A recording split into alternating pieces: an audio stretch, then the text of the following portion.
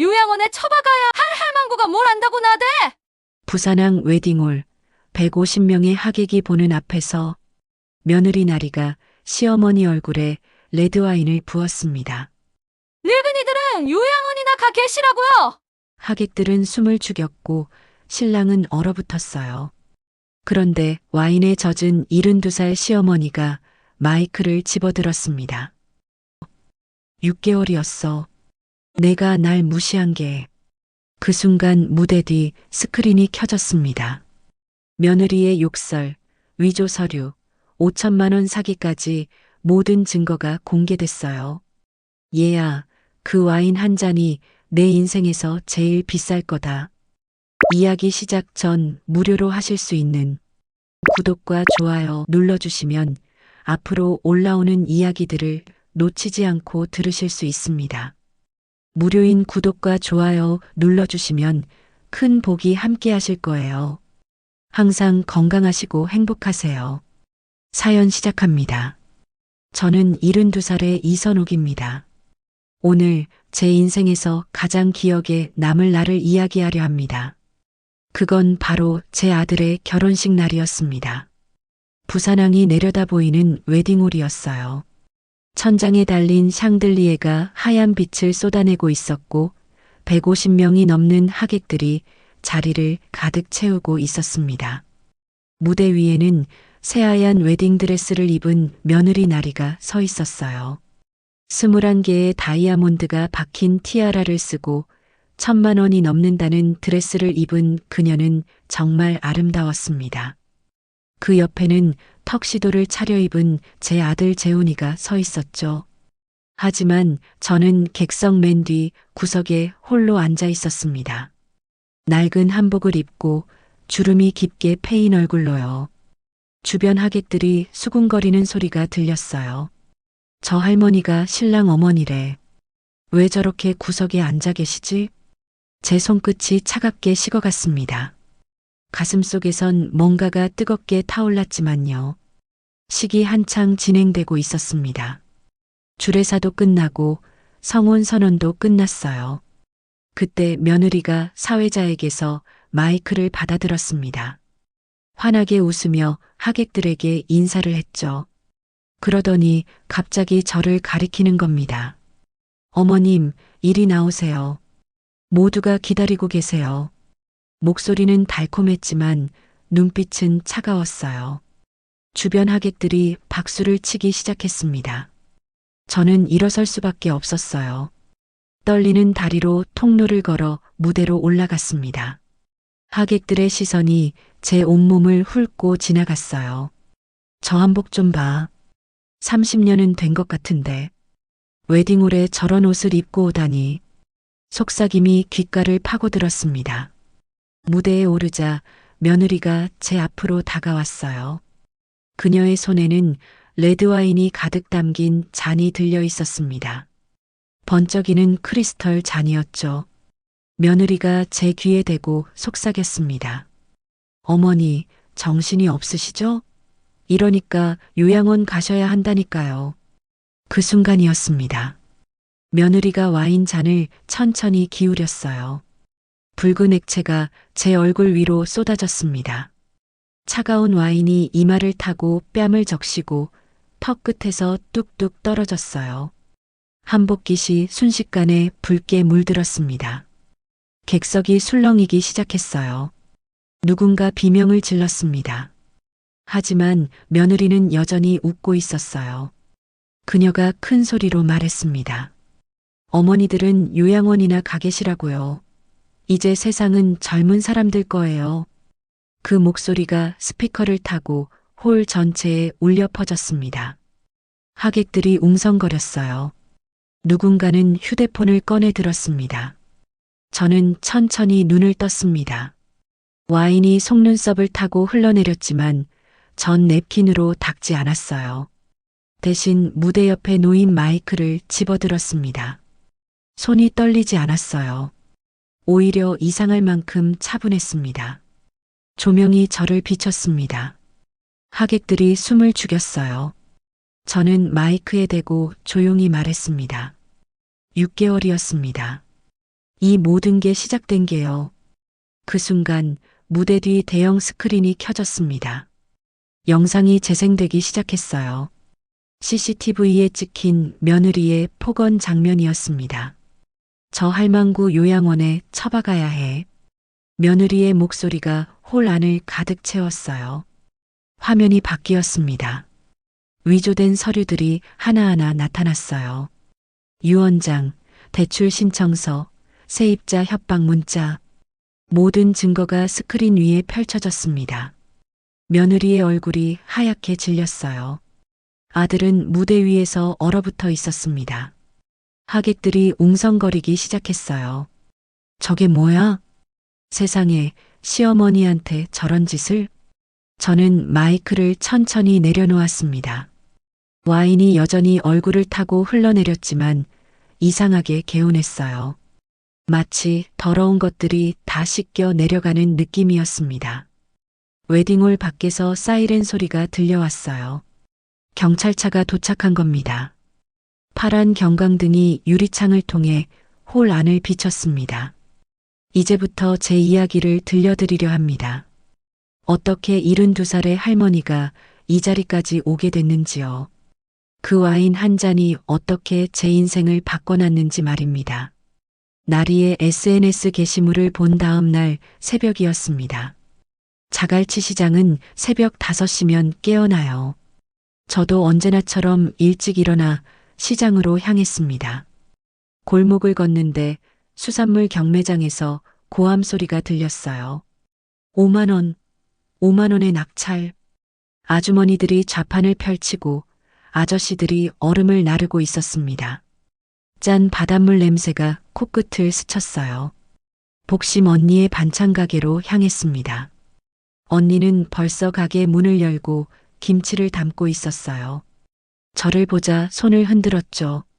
선호가 잘 잤어? 저는 언니 옆에 앉았습니다. 어젯밤 일을 이야기하려다 말았어요. 너무 사소한 일 같았거든요. 하지만 복심 언니는 제 표정만 봐도 다 아는 사람이었습니다. 어제 그 SNS 봤구나? 제가 고개를 들자 언니가 한숨을 쉬었어요. 우리 딸이 보여줬어. 며느리 될 애가 시어머니를 저렇게 올리다니. 언니의 목소리에 분노가 섞여 있었습니다. 그때 가게 문이 열리며 큰 목소리가 들려왔어요. 복심아, 아침부터 뭔 한숨이야? 마대풍 아저씨였습니다. 67인데도 목소리만큼은 청년 같았죠. 시장에서 통닭집을 하는 아저씨인데 저희와는 30년 넘게 알고 지낸 사이였어요. 대풍이가 저를 보며 웃었습니다. 선옥 씨, 아들 결혼한다며? 축하해요. 저는 억지로 웃으며 고개를 끄덕였어요. 복심 언니가 대풍이에게 휴대폰을 보여줬습니다. 나리의 SNS 게시물이었어요. 대풍이는 화면을 보더니 혀를 찼습니다. 이거 뭐야? 시댁지옥 체험기. 이런 해시태그를 달아? 대풍이의 표정이 굳어졌어요. 그가 제 어깨를 두드리며 말했습니다. 선옥 씨, 저 며느리 말투 싸 보이던데요. 상견례 때 어땠어요? 전 대수롭지 않은 척했어요. 뭐, 요즘 젊은 애들이 다 그렇잖아요. 하지만 대풍이는 고개를 저었습니다. 아니에요. 저 나이면 예의는 알아야죠. 장사꾼 밑에서 버틸라나 모르겠네. 복심 언니가 끼어들었어요. 그니까 말이야. 저 입은 마스크로도 안 가려진다니까. 세 사람이 웃었지만 웃음 속에 불안이 섞여 있었습니다. 시장의 공기가 묘하게 무거웠어요.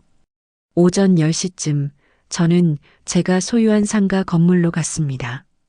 자갈치 시장 한가운데 있는 2층짜리 건물이었어요. 1층은 분식집, 2층은 미용실이 들어와 있었습니다. 분식집 주인 말순 씨가 떡볶이를 만들고 있었어요. 예순인데도 여전히 손이 빨랐죠. 저를 보자 환하게 웃었습니다. 회장님, 아들 결혼한다며요? 언제예요? 저는 미소 지으며 대답했어요. 6개월 뒤에요. 말순 씨가 떡볶이 한 그릇을 내밀었습니다. 이거 먹고 가요. 새로 만든 건데 맛 좀 봐줘요. 전 사양했지만 말순 씨는 우겼어요. 떡볶이를 먹으면서 말순 씨가 조심스럽게 물었습니다. 그런데 회장님, 소문 들었어요. 건물주가 바뀐다고요? 제 손이 멈췄어요. 무슨 소리예요? 말순 씨가 당황한 표정을 지었습니다. 아니, 며칠 전에 누가 그러던데요. 이 건물 주인이 곧 바뀔 거라고. 가슴이 철렁했어요. 누가 그런 소문을 퍼뜨렸을까요? 전 말순 씨를 안심시켰습니다. 그런 거 없어요. 제가 살아있는데 뭘. 걱정 말아요. 말순 씨는 안도하며 웃었어요. 하지만 제 마음은 편치 않았습니다. 뭔가 이상한 일이 벌어지고 있다는 느낌이 들었어요. 저녁 무렵 복심 언니와 대풍이를 만났습니다. 시장 골목 안쪽 포장마차에 앉았어요. 소주잔이 테이블 위에 놓였습니다. 대풍이가 소주를 따르며 말했어요. 선옥 씨, 30년 전 기억나요? 처음 이 시장에 왔을 때요. 저는 고개를 끄덕였습니다. 39의 과부가 되어 이 시장에 왔던 날이었죠. 손에 쥔 건 남편이 남긴 작은 상가 2채뿐이었어요. 그때 선옥이 얼마나 힘들어했는데 우리가 다 도와줬잖아. 복심 언니가 추억하듯 말했습니다. 맞아. 재훈이 어렸을 때 내가 얼마나 밥 해먹였는데. 세 사람은 옛날 이야기를 나눴어요. 웃음도 나왔고 눈시울이 뜨거워지기도 했습니다. 하지만 이야기가 끝날 무렵 대풍이가 진지하게 말했어요. 선옥 씨, 우리가 30년을 같이 살았잖아요. 그러니까 하는 말인데. 대풍이가 잠시 멈췄습니다. 소주잔을 들었다 내려놓더니 제 눈을 똑바로 봤어요. 그 며느리 조심해요. 뭔가 수상해요. 복심 언니도 고개를 끄덕였습니다. 나도 그래. 첫인상이 너무 안 좋았어. 저는 두 사람을 보며 웃었어요. 너무 걱정하지 마요. 아직 잘 모르잖아요. 하지만 속으로는 저도 불안했습니다. 말순 씨가 한 말이 계속 머릿속을 맴돌았어요. 건물주가 바뀐다는 소문. 누가 왜 그런 이야기를 퍼뜨린 걸까요? 밤늦게 집으로 돌아왔습니다. 현관문을 여는데 뭔가 이상했어요. 문이 살짝 열려 있었던 겁니다. 분명 아침에 나올 때 잠갔는데요. 조심스럽게 안으로 들어갔어요. 거실에 불을 켰습니다. 겉보기엔 아무것도 달라진 게 없었어요. 하지만 서재로 들어가니 서랍이 살짝 열려 있었습니다. 제가 정리해둔 서류들이 미세하게 어긋나 있었어요. 심장이 빠르게 뛰었습니다. 급히 서류를 확인했어요. 등기부등본, 임대차 계약서, 통장. 다행히 다 있었습니다. 하지만 한 가지가 없었어요. 인감도장이었습니다. 분명 이 서랍에 넣어뒀는데 사라졌어요. 온 집안을 뒤졌지만 찾을 수 없었습니다. 그날 밤 잠을 이룰 수 없었어요. 천장을 보며 생각했습니다. 누가 제 집에 들어왔을까? 왜 인감도장을 가져갔을까? 복심 언니와 대풍이의 경고가 귓가에 맴돌았어요. 그 며느리 조심해요. 창밖으로 자갈치 시장의 불빛이 보였습니다. 파도 소리가 멀리서 들려왔어요. 뭔가 큰일이 시작되고 있다는 예감이 들었습니다. 그 예감은 틀리지 않았어요. 인감도장이 사라진 지 일주일이 지났습니다. 그 토요일 나리가 전화를 걸어왔어요. 어머님, 오늘 같이 장 보러 가요. 제가 모시러 갈게요. 목소리는 밝았지만 어딘가 억지스러웠습니다. 하지만 전 거절할 수 없었어요. 며느리가 될 사람이 먼저 연락을 했는데요. 오후 2시 나리가 제 집 앞에 차를 세웠습니다. 새 외제차였어요. 재훈이도 함께 있었죠. 어머니 타세요. 차 안은 새 가죽 냄새가 났습니다. 뒷좌석에 앉으니 나리가 백미러로 저를 힐끗 봤어요. 입가에 미소가 있었지만 눈은 웃지 않았습니다. 해운대에 있는 대형마트였어요. 주말이라 사람들이 많았습니다. 카트를 밀며 식료품 코너를 지나갔어요. 나리는 앞서 걸으며 물건을 집어넣었습니다. 비싼 수입 과일, 유기농 채소, 고급 소스들이었어요. 재훈이가 뒤따라가며 카드를 꺼냈죠. 저는 카트를 밀며 뒤를 따랐습니다. 사람들이 많아 정신이 없었어요. 어느새 1시간이 지났고 카트는 물건으로 가득 찼습니다. 계산대 앞에 긴 줄이 늘어서 있었어요. 저는 카트를 밀고 줄 끝에 섰습니다. 나리가 앞쪽에서 휴대폰을 보고 있었어요.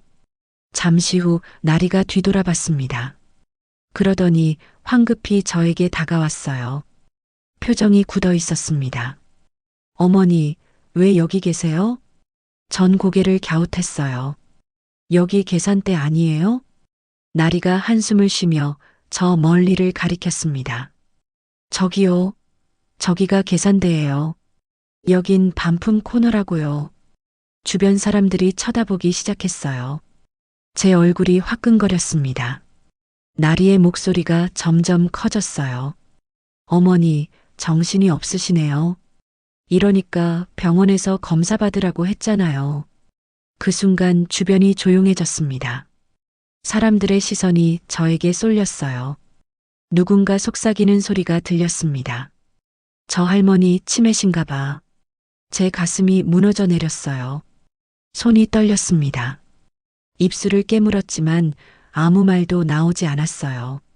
그때 익숙한 목소리가 들렸습니다. 그 입 좀 다물어요, 아가씨. 복심 언니였어요. 옆 계산대에서 장을 보다가 달려온 겁니다. 언니의 얼굴이 붉게 상기되어 있었어요. 할머니가 길을 잘못 왔으면 조용히 알려드리면 되잖아요. 왜 소리를 질러요? 나리가 당황한 표정을 지었습니다. 누구세요? 이건 우리 가족 일인데. 복심 언니가 나리를 노려봤어요. 가족이면 더 챙겨야지. 저렇게 창피를 주면 어떡해요. 사람들이 웅성거리기 시작했습니다. 한 젊은 남자가 휴대폰을 꺼내 들었어요. 화면을 나리 쪽으로 향했습니다. 영상 촬영이 시작된 겁니다. 재훈이가 뒤늦게 달려왔어요. 무슨 일이에요? 나리가 울먹이며 재훈이 팔을 붙잡았습니다. 여보, 어머니가 계산대를 잘못 찾으셔서 그랬을 뿐인데 이 아주머니가. 복심 언니는 제 손을 잡았어요. 선호가 가자. 여기 있을 필요 없어. 저는 고개를 들지 못했습니다. 사람들의 시선이 따가웠어요. 복심 언니의 손을 잡고 그 자리를 벗어났습니다. 주차장으로 나왔을 때 다리에 힘이 풀렸어요. 복심 언니가 제 등을 쓰다듬었습니다. 괜찮아. 내가 잘못한 거 아니야. 하지만 전 괜찮지 않았어요. 가슴속에서 뭔가가 무너져 내리는 느낌이었습니다. 72년을 살면서 이렇게 창피를 당한 적이 없었어요. 재훈이가 주차장으로 나왔습니다. 나리는 차 안에 앉아 있었어요. 재훈이가 미안하다고 말했지만 제 귀에 들어오지 않았습니다. 엄마, 나리도 놀라서 그런 거예요. 아기는 없었어요. 전 아들을 봤어요. 재훈이의 눈빛이 흔들리고 있었습니다. 어머니와 약혼녀 사이에서 갈등하는 게 보였죠. 됐다. 집에 갈게. 복심 언니가 택시를 불러줬어요. 집으로 돌아오는 내내 손이 떨렸습니다. 그날 저녁 휴대폰이 계속 울렸어요. 시장 사람들이 전화를 걸어왔습니다. 대풍이, 말순 씨, 만두 아저씨까지 모두 위로의 말을 건넸죠. 선옥 씨, 괜찮아요? 그 며느리 정말 버릇없네요. 참지 마요. 따져야 해요. 하지만 전 아무 말도 할 수 없었어요. 그저 고맙다는 말만 반복했습니다. 이틀이 지났습니다. 복심 언니가 심각한 표정으로 찾아왔어요. 휴대폰을 제게 보여줬습니다. 영상이었어요. 마트에서 있었던 일이 SNS에 올라와 있었습니다. 제목이 자극적이었어요. 치매 시어머니 갑질 논란. 조회수가 빠르게 올라가고 있었습니다. 댓글이 수백 개 달려 있었어요. 요즘 노인들 진짜 심각함. 며느리가 불쌍하네. 저러니까 요양원 가야지. 제 손에서 휴대폰이 미끄러졌습니다. 복심 언니가 급히 받아챘어요. 선호가 괜찮아? 전 대답할 수 없었어요. 온몸에서 힘이 빠져나갔습니다. 이게 현실인가 싶었죠. 영상 속에서 나리는 피해자처럼 보였어요. 제가 가해자였습니다. 편집이 교묘하게 되어 있었어요. 복심 언니가 소리치는 부분만 강조되고 나리가 먼저 저를 무시한 장면은 없었습니다. 그날 밤 잠을 이룰 수 없었어요. 침대에 누워 천장을 봤습니다. 눈물이 흘러내렸지만 소리내어 울지는 않았어요. 72살이 되도록 성실하게 살았습니다. 남편 잃고 혼자 아들 키우며 시장에서 악착같이 일했어요. 누구에게도 피해주지 않고 세입자들 잘 챙기며 살았죠. 그런데 이제 와서 치매 노인 취급을 받다니. 온라인에선 제가 악질 시어머니가 되어 있었습니다. 복심 언니가 보낸 메시지가 왔어요. 선호가 참지 마. 이건 아니야. 우리가 도와줄게. 전 휴대폰을 내려놓았습니다. 창밖을 봤어요. 자갈치 시장의 불빛이 희미하게 보였습니다. 그때 깨달았어요. 가만히 있으면 안 되겠구나. 이대로 당하고만 있을 순 없다고. 제 눈빛이 달라지기 시작했습니다. 마트 사건 이후 일주일이 지났습니다. 저는 집에만 틀어박혀 있었어요. 시장에 나가기가 두려웠습니다. 사람들이 절 어떻게 볼까 걱정됐죠. 그날 오후 현관벨이 울렸어요. 복심 언니였습니다. 손에 큰 봉투를 들고 있었어요. 선호가 이거 봐. 복심 언니가 봉투를 테이블에 내려놨습니다.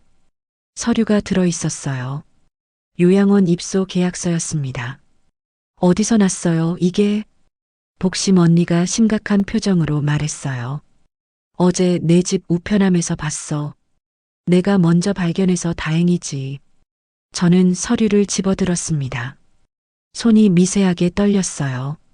입소자란에 제 이름이 적혀 있었습니다. 보호자란엔 재훈이의 도장이 찍혀 있었어요. 계약 날짜는 2주일 전이었습니다. 이게 무슨... 저는 고개를 저었어요. 이런 계약을 한 적이 없었습니다. 재훈이도 제게 말한 적이 없었어요. 복심 언니가 서류를 가리켰습니다. 여기 봐. 도장 날짜랑 서명 날짜가 달라. 정말 그랬어요. 도장은 2주일 전인데 서명은 한 달 전 날짜였습니다. 뭔가 이상했어요. 이거 위조 아니야? 복심 언니의 목소리가 떨렸습니다. 저는 서류를 내려놓았어요. 창밖을 봤습니다. 시장 골목이 보였지만 오늘따라 멀게만 느껴졌어요. 재훈이한테 전화해 봐야겠어요.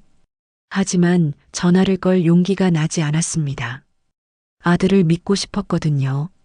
설마 아들이 저를 요양원에 보낼 리 없다고요. 저녁 때 재훈이가 찾아왔어요. 혼자였습니다. 나리는 없었죠. 저는 서류를 보여줬어요. 재훈이의 얼굴이 하얗게 질렸습니다. 엄마, 이건... 재훈이가 말을 더듬었어요. 전 조용히 물었습니다. 이게 뭐니? 재훈이는 한참을 망설이더니 입을 열었어요. 나리가 미리 준비해 둔 거예요. 만약을 대비해서요. 제 가슴이 철렁 내려앉았습니다. 만약? 무슨 만약? 재훈이가 고개를 숙였어요. 엄마 건강이 안 좋으시잖아요. 요즘 깜빡하는 일도 많으시고. 내가 언제 깜빡했어? 제 목소리가 높아졌습니다. 재훈이는 대답하지 못했어요. 마트에서도 그랬잖아요. 계산대를 못 찾으셨고, 그건 처음 가본 곳이었어. 길을 헷갈릴 수도 있는 거잖아. 저는 소리쳤습니다. 72년을 살면서 아들한테 이렇게 소리친 건 처음이었어요. 재훈이가 입술을 깨물었습니다. 엄마, 나리도 엄마 걱정해서 그런 거예요. 혹시 모를 상황에 대비하려고. 내 동의도 없이? 재훈이는 대답하지 못했어요. 침묵이 흘렀습니다. 저는 천천히 말했어요. 재훈아, 넌 내 엄마보다 그 여자가 더 믿음직스러우니? 재훈이의 눈빛이 흔들렸습니다. 엄마, 그게 아니라. 그럼 뭔데? 재훈이는 한숨을 쉬었어요. 나리가 현실적인 사람이에요. 우리 미래를 생각하는 거죠. 제 가슴에 칼이 꽂히는 느낌이었습니다. 현실적이라는 말, 미래를 생각한다는 말, 그게 저를 요양원에 보내는 이유가 된다는 건가요? 알았다. 나가봐. 제 목소리는 차가웠습니다. 재훈이가 뭔가 말하려 했지만 전 고개를 돌렸어요. 재훈이가 나간 후 저는 오랫동안 혼자 앉아 있었습니다. 서류를 물끄러미 바라봤어요. 제 이름이 적힌 요양원 계약서. 전화가 울렸어요. 복심 언니였습니다. 선호가 어떻게 됐어? 전 대답했어요. 나리가 미리 준비한 거래요. 만약을 대비해서요. 복심 언니가 한숨을 쉬었습니다. 그 여자 정말 아직 시어머니도 아닌데 벌써 요양원 계약서를 준비해? 그날 밤 잠을 이룰 수 없었어요. 침대에 누워 생각했습니다. 가만히 있으면 어떻게 될까? 나리가 원하는 대로 요양원에 가게 될까? 제가 평생 일군 상가는 어떻게 될까? 다음 날 아침 복심 언니와 대풍이가 찾아왔어요. 포장마차 앞에 앉아 이야기를 나눴습니다. 대풍이가 물었어요. 선옥 씨, 이대로 당하고만 있을 거예요? 전 고개를 들었습니다. 두 사람의 눈빛이 진지했어요. 복심 언니가 제 손을 잡았어요. 우리가 도와줄게. 혼자 견디지 마. 대풍이도 고개를 끄덕였습니다. 30년을 같이 산 사이잖아요. 가만 안 있어요. 그 순간 제 안에서 뭔가가 바뀌었습니다. 그동안 전 참기만 했어요. 며느리니까, 아들이 좋아하는 사람이니까. 하지만 이젠 달랐습니다. 언니, 대풍씨. 저는 두 사람을 봤어요. 제 목소리가 단호했습니다. 이제 가만히 있지 않을 거예요. 증거를 모을 거예요. 복심 언니와 대풍이가 놀란 표정으로 저를 봤어요. 선호가 정말? 전 고개를 끄덕였습니다. 네. 당하고만 있을 순 없어요. 대풍이가 제 어깨를 두드렸어요. 그래야지요. 우리가 도와줄게요. 그날부터 저는 달라졌습니다. 더 이상 슬퍼하지 않았어요. 대신 차근차근 준비하기 시작했죠. 요양원 계약서를 사진으로 찍었습니다. 날짜, 불일치, 서명 위치, 도장 인형까지 자세히 기록했어요. 복심 언니가 봉투까지 보관해 뒀습니다. 저는 서재로 가서 다른 서류들도 확인했어요. 등기부등본, 임대차 계약서, 통장 사본, 모두 안전한 곳에 따로 보관했습니다. 그리고 노트를 꺼냈어요. 날짜별로 사건을 적기 시작했습니다. 상견례 날, SNS 게시물, 마트 사건, 영상 유포, 하나하나 기록했죠. 밤늦게까지 정리했습니다. 형광등 아래서 펜을 쥔 제 손은 더 이상 떨리지 않았어요.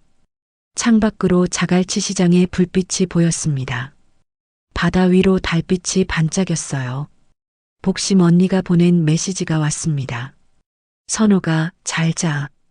우리가 있어. 저는 미소 지었어요. 혼자가 아니었습니다. 30년을 함께한 시장 사람들이 제 편이었어요. 그날 밤 처음으로 편히 잠들었습니다. 꿈속에서 남편을 만났어요. 남편이 말했습니다. 여보, 잘하고 있어. 포기하지 마. 눈을 떴을 때 베개가 젖어 있었어요. 하지만 이번엔 슬픔의 눈물이 아니었습니다. 결심의 눈물이었죠. 이제 진짜 싸움이 시작되는 겁니다. 요양원 서류를 발견한 지 사흘이 지났습니다. 그날 아침 복심 언니의 딸 미영이가 가게로 달려왔어요. 숨을 헐떡이며 휴대폰을 내밀었습니다. 엄마, 이것 좀 봐. 화면엔 유튜브 영상이 떠 있었어요. 제목이 눈에 들어왔습니다. 갑질 시어머니의 실체. 썸네일엔 제 얼굴이 있었어요. 모자이크도 없이 그대로였습니다. 조회수가 빠르게 올라가고 있었어요. 이미 5,000회를 넘겼습니다. 복심 언니가 영상을 재생했어요. 나리의 목소리가 흘러나왔습니다. 안녕하세요. 오늘은 제가 겪고 있는 일을 용기 내어 말씀드리려고 합니다. 화면엔 나리가 나왔어요. 얼굴은 모자이크 처리되어 있었지만 목소리로 알 수 있었습니다. 저희 시어머니는 치매 초기 증상이 있으세요. 하지만 병원 가는 걸 거부하십니다. 거짓말이었어요. 전 치매가 아니었습니다. 병원 검사도 받은 적 없었어요. 영상은 계속됐습니다. 제가 시장에서 장을 보는 모습이 나왔어요. 몰래 찍은 영상이었습니다. 세입자들에게 폭언을 하시고 월세를 제멋대로 올리려 하세요. 이것도 거짓이었어요. 전 세입자들과 좋은 관계를 유지하고 있었습니다. 복심 언니가 영상을 멈췄어요. 선호가 이거 전말을 잃었습니다. 손이 차갑게 식었어요. 댓글창을 봤습니다. 수백 개의 댓글이 달려 있었어요. 며느리가 불쌍하네요. 요즘 노인들 정말 심각해요. 요양원 보내는 게 답입니다. 하지만 몇몇 댓글은 달랐어요. 뭔가 이상한데요? 영상 편집이 너무 교묘해요. 며느리 말만 듣고 판단하면 안 될 것 같은데. 복심 언니가 제 어깨를 잡았어요. 선호가 참지 마. 이건 명백한 명예훼손이야. 저는 고개를 끄덕였습니다. 대풍이한테도 알려야겠어요. 잠시 후 대풍이와 만두 아저씨가 도착했어요. 만두 아저씨는 자갈치 시장에서 인쇄소를 운영하는 63살 남자였습니다. 전산 작업에 능숙한 사람이었죠. 만두 아저씨가 영상을 자세히 봤어요.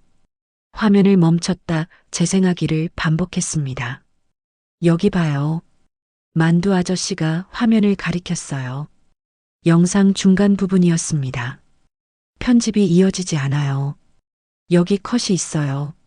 정말 그랬어요. 나리가 말하는 도중 화면이 살짝 끊겼습니다. 그리고 여기 만두 아저씨가 다른 부분을 보여줬어요. 나리가 전화 통화하는 장면이었습니다. 소리를 키우자 희미하게 들렸어요. 저 할망구 요양원에 처박아야 해. 나리의 목소리였습니다. 편집 과정에서 제대로 지우지 못한 부분이었어요. 대풍이가 휘파람을 불었어요. 이거 결정적인데요? 만두 아저씨가 화면을 캡처했습니다. 증거로 남겨야 해요. 나중에 지울 수도 있으니까. 복심 언니가 스크린샷을 여러 장 찍었어요. 댓글도 모두 저장했습니다. 저는 영상을 다시 봤어요. 화면 속 제 모습이 낯설었습니다. 나리의 설명과 함께 보니 제가 정말 나쁜 사람 같았어요. 이걸 어떻게 해야 하죠? 제 목소리가 떨렸습니다. 대풍이가 단호하게 말했어요. 경찰에 신고해야 해요. 이건 명백한 명예훼손이에요. 하지만 만두 아저씨는 고개를 저었어요. 아직은 때가 아니에요. 증거를 더 모아야 해요. 복심 언니가 물었습니다. 그럼 어떻게? 만두 아저씨가 말했어요. 지켜보는 거예요. 저 여자가 실수할 때까지요. 그날 밤 저는 혼자 영상을 다시 봤습니다. 댓글창을 스크롤하며 읽었어요. 악플도 많았지만 의심하는 댓글도 점점 늘고 있었습니다. 며느리 말만 믿으면 안 될 것 같은데요. 증거가 너무 없어요. 일방적인 주장 아닌가요? 저는 노트를 꺼냈습니다. 영상 업로드 날짜를 기록했어요. 캡처한 화면들을 프린트해서 붙였습니다. 다음 날 아침 시장 사람들이 모였어요. 복심, 대풍, 만두, 말순까지 5명이 포장마차에 둘러앉았습니다. 대풍이가 입을 열었어요. 선옥 씨, 우리가 계획을 세워야 해요. 복심 언니가 고개를 끄덕였어요. 맞아. 저 여자가 뭘 하는지 다 지켜봐야 해. 말순 씨가 말했습니다. 저는 상가 쪽을 지킬게요. 혹시 또 이상한 사람이 오나 봐야죠. 만두 아저씨가 덧붙였어요. 저는 온라인을 계속 모니터링 할게요. 영상이 더 올라오나 확인하고요. 대풍이가 제 손을 잡았어요. 우리가 다 함께 지켜줄게요. 그 순간 가슴이 뜨거워졌습니다. 30년을 함께한 시장 사람들, 저를 가족처럼 여기는 이들이 제 곁에 있었어요. 고마워요, 정말. 제 목소리가 떨렸지만 이번엔 슬픔이 아니었습니다. 감사함이었어요. 일주일이 지났습니다. 나리의 영상 조회수는 2만을 넘어섰어요.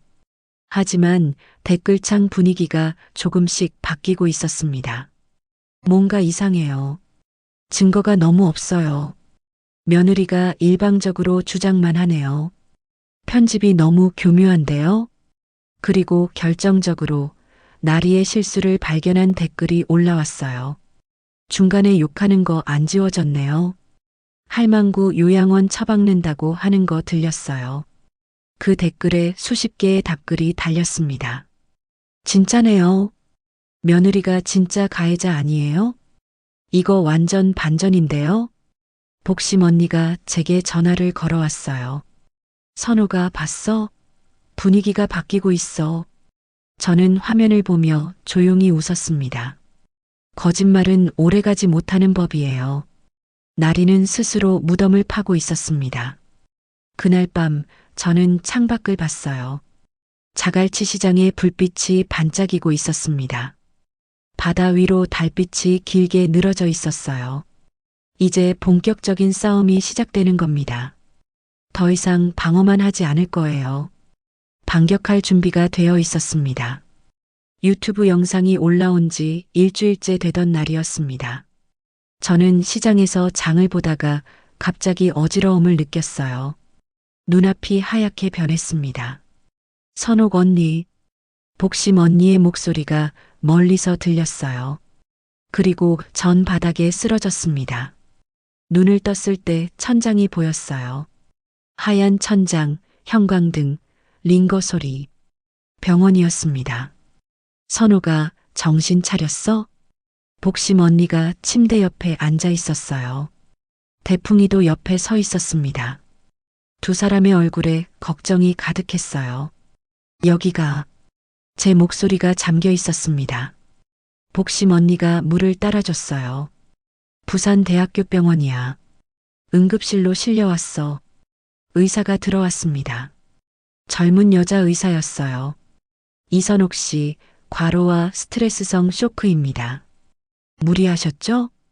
전 대답하지 못했어요. 의사가 차트를 보며 말했습니다. 혈압도 높고 심장도 불규칙해요. 당분간 안정을 취하셔야 합니다.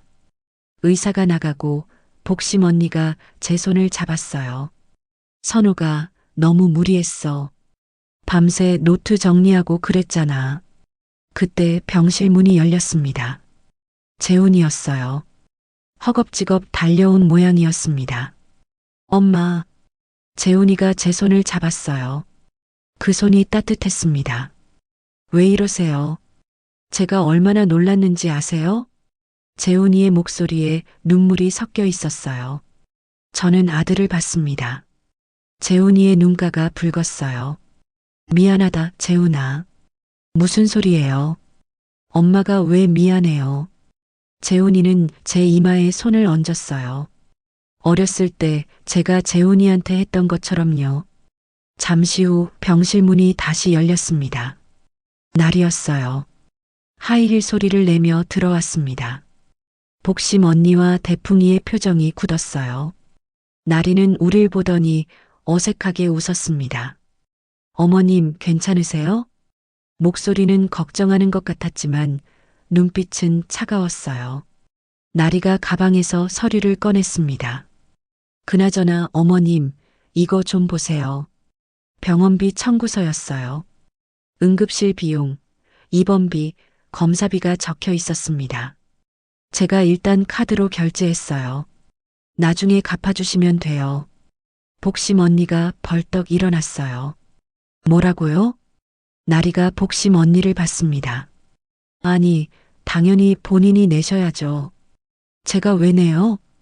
대풍이가 나서려 했지만 제가 손을 들어 말렸어요. 됐어요. 나리는 저를 보며 말했습니다. 목소리가 차갑게 식어 있었어요. 어머님, 이제 진짜 요양원 가셔야 할 것 같아요. 우리도 살아야 하잖아요. 계속 이러시면 안 돼요. 재훈이가 당황한 표정으로 나리를 말렸어요. 나리야, 지금 무슨 소리야? 나리가 재훈이를 쳐다봤습니다. 여보, 현실을 봐요. 어머니 계속 이러시면 우리 결혼 어떻게 해요? 복심 언니가 소리쳤어요. 당신 지금 뭐라고 했어? 이 사람이. 대풍이가 복심 언니를 말렸습니다. 병실이 순식간에 아수라장이 됐어요. 재훈이가 갈등하는 게 보였어요. 어머니와 약혼녀 사이에서 어쩔 줄 몰라 했습니다. 나리야, 나가자. 엄마 쉬셔야 해. 재훈이가 나리를 데리고 나갔어요. 문이 닫히며 병실이 조용해졌습니다. 저는 천장을 봤어요. 형광등이 하얗게 빛나고 있었습니다. 눈물이 흘러내렸지만 소리내어 울지는 않았어요. 복심 언니가 제 손을 잡았습니다. 선호가. 전 고개를 저었어요. 괜찮아요, 언니.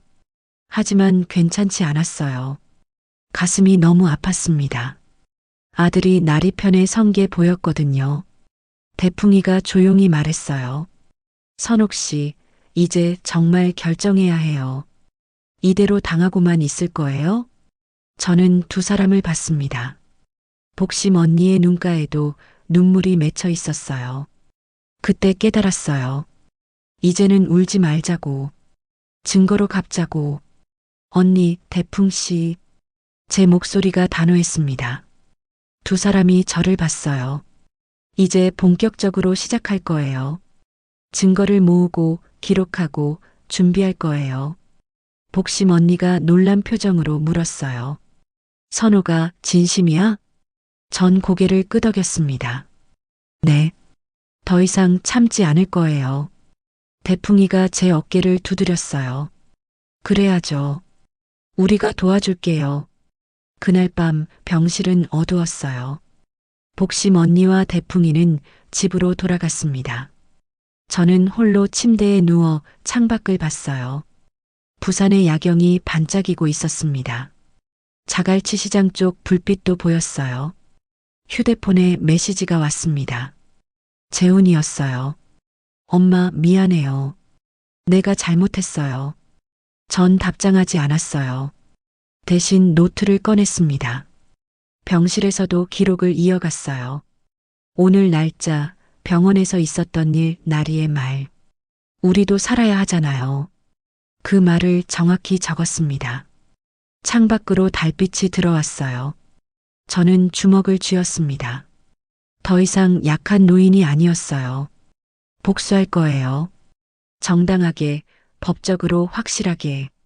사흘 후 퇴원했습니다. 복심 언니와 대풍이가 마중 나왔어요. 택시를 타고 집으로 향했습니다.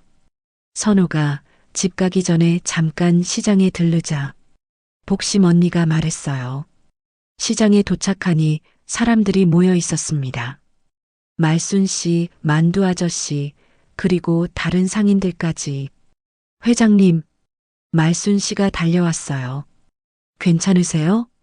다들 제 건강을 걱정했습니다. 그 모습에 가슴이 뭉클했어요. 만두 아저씨가 태블릿을 보여줬어요. 선옥 씨, 이거 보세요. 나리가 또 영상 올렸어요. 화면엔 새 영상이 떠 있었습니다. 제목은 시어머니 입원 소동이었어요. 하지만 전 흔들리지 않았습니다. 오히려 미소 지었어요. 괜찮아요. 다 증거로 남기면 돼요. 대풍이가 제 어깨를 두드렸습니다. 그래요. 이제 우리가 공격할 차례예요. 복심 언니가 웃었어요. 우리 선옥이 완전히 달라졌네. 전 고개를 끄덕였습니다. 정말 달라졌어요. 이제 눈물 대신 증거를 모을 겁니다. 그날 밤 집에 돌아와 거울을 봤어요. 거울 속 제 얼굴이 단호했습니다. 눈빛이 예전과 달랐어요. 이제 진짜 싸움이 시작됩니다. 퇴원한 다음 날이었습니다. 만두 아저씨의 인쇄소에 갔어요. 복심 언니와 대풍이도 함께였습니다. 만두 아저씨는 작업실 안쪽으로 우릴 안내했어요. 컴퓨터 화면이 여러 대 켜져 있었습니다. 선옥 씨, 요즘 유 원장 위조 사건이 많대요. 만두 아저씨가 뉴스 기사를 보여줬어요. 인감도장 도용, 서명 위조 사건들이었습니다.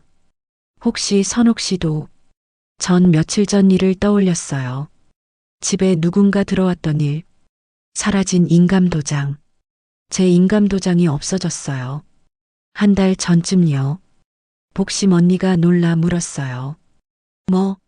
그걸 왜 이제 말해? 전 대답했습니다. 그때는 그냥 잃어버린 줄 알았어요. 만두 아저씨가 심각한 표정을 지었어요. 선옥 씨, 혹시 구청에 가서 인감 사용 내역 조회해 봤어요? 전 고개를 저었습니다. 아니요. 그런 게 있는지도 몰랐어요. 대풍이가 벌떡 일어났어요. 지금 당장 가봐야 해요. 네 사람은 급히 구청으로 향했습니다. 부산 남구청이었어요. 민원실 창구에 섰습니다. 인감 사용 내역을 조회하고 싶습니다. 직원이 신분증을 확인하고 컴퓨터를 조작했어요. 잠시 후 서류가 프린트됐습니다. 여기 있습니다. 저는 서류를 받아들었어요. 손이 떨렸습니다. 사용 내역이 3건 있었어요. 첫 번째는 2년 전 상가 임대차 계약. 두 번째는 작년 통장 개설. 세 번째가 문제였습니다. 한 달 전 유 원장 공증. 이게 뭐예요? 제 목소리가 떨렸어요. 복심 언니가 서류를 봤습니다. 선호가 이거 유 원장이라고 써 있어. 저는 공증 내역을 자세히 봤어요. 유 원장 내용 부동산 전체를 며느리 윤나리에게 증여. 말도 안 돼요. 전 그런 유 원장 쓴 적 없어요. 직원이 난처한 표정으로 말했습니다. 하지만 여기 인감날인이 되어 있는데요. 만두 아저씨가 서류를 가까이 봤어요. 인감 인형을 확대해서 살폈습니다. 선옥 씨, 이거 진짜 인감 맞아요? 전 제 인감 도장을 가져오지 못했어요. 이미 없어졌으니까요. 사본 좀 주세요. 직원이 복사본을 건넸습니다. 우린 구청을 나섰어요. 만두 아저씨의 인쇄소로 돌아왔습니다. 그는 인감 인형을 스캔해서 확대했어요. 컴퓨터 화면에 도장 자국이 크게 나타났습니다. 여기 봐요. 만두 아저씨가 화면을 가리켰어요. 선이 너무 굵어요. 진짜 인감은 이렇게 안 나와요.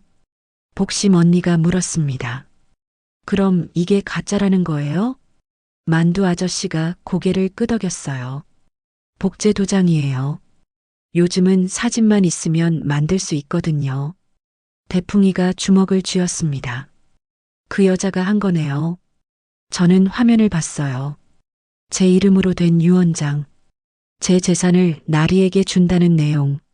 제가 쓰지도 동의하지도 않은 문서였습니다. 이건 범죄예요. 만두 아저씨가 단호하게 말했어요. 사문서 위조죠. 경찰에 신고해야 해요. 하지만 전 망설였습니다. 증거가 더 필요하지 않을까요? 복심 언니가 제 손을 잡았어요. 선호가 이미 충분한 증거야. 저는 생각했습니다. 지금 신고하면 어떻게 될까? 나리는 체포될 거예요. 하지만 재훈이는 어떻게 될까? 조금만 더 기다려요. 확실한 증거를 모아야 해요. 대풍이가 반대했습니다. 선옥 씨, 너무 위험해요. 더 당하기 전에 막아야죠. 하지만 전 결심했어요. 완벽하게 준비할 거예요. 빠져나갈 구멍 없이요. 그날 밤 집에서 모든 서류를 정리했습니다. 등기부등본, 임대차 계약서, 통장 사본, 그리고 구청에서 받은 인감 사용 내역. 노트에 시간순으로 기록했어요. 한 달 전 인감도장 분실, 한 달 전 유언장 위조 공증, 2주일 전 요양원 계약서 발견, 일주일 전 유튜브 영상 업로드, 사흘 전 병원에서 요양원 강요. 패턴이 보였어요. 나리는 체계적으로 준비하고 있었습니다. 저를 무능력자로 만들고 재산을 빼앗으려는 계획이었어요. 다음 날 아침 네 사람이 다시 모였습니다. 복심, 대풍, 만두, 말순까지. 저는 정리한 자료를 보여줬어요. 이게 다예요. 나리가 한 일들이요. 모두 심각한 표정으로 자료를 봤습니다. 말순 씨가 입을 열었어요. 회장님, 그런데 말이에요. 며칠 전에 이상한 사람이 왔어요. 이상한 사람요? 말순 씨가 고개를 끄덕였습니다. 네. 건물 평가하러 왔다고 하더라고요. 제가 회장님한테 물어보려 했는데 깜빡했어요. 제 심장이 빠르게 뛰었어요. 그 사람이 뭐래요? 건물 시세 조사한다고요. 곧 매매가 있을 거래요. 복심 언니가 소리쳤어요. 이 여자가 벌써 건물 팔 생각을 하고 있었어. 대풍이가 테이블을 쳤습니다. 이건 진짜 계획적 범죄예요. 만두 아저씨가 조용히 말했어요. 선옥 씨, 이제 진짜 결정해야 해요. 경찰에 신고할 거예요. 아니면 더 기다릴 거예요? 저는 모두를 봤습니다. 이 사람들은 제 가족이나 다름없었어요. 30년을 함께한 시장 사람들. 조금만 더 기다려요. 나리가 실수할 때까지요. 복심 언니가 걱정스럽게 물었어요. 그동안 더 당하면 어떡해? 전 미소 지었습니다. 이제 안 당해요.